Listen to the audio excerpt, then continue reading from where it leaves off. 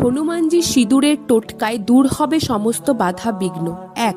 ঘিতে সামান্য সিঁদুর মিশিয়ে বজরংবলীকে প্রলেপ লাগান, ফলে বজরংবলী প্রসন্ন হন ও নিজের ভক্তদের ভয় এবং বাধা থেকে মুক্ত করেন।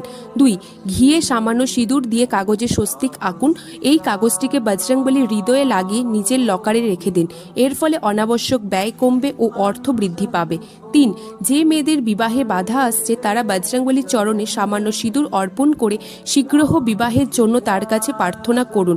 এরপর মাথায় তিলক পরুন, শীঘ্র বিবাহ হবে। 4.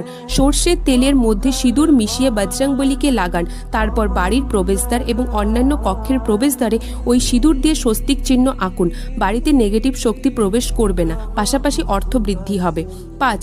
সংকট মুক্তির জন্য 5 মঙ্গলবার এবং 5 শনিবার চামেলির তেল এবং সিঁদুর অর্পণ করুন বজরংবলীকে। এরপর ছোলা ও গুড় ভোগে দিন। তারপর সেটি দরিদ্রদের মধ্যে বিতরণ করুন।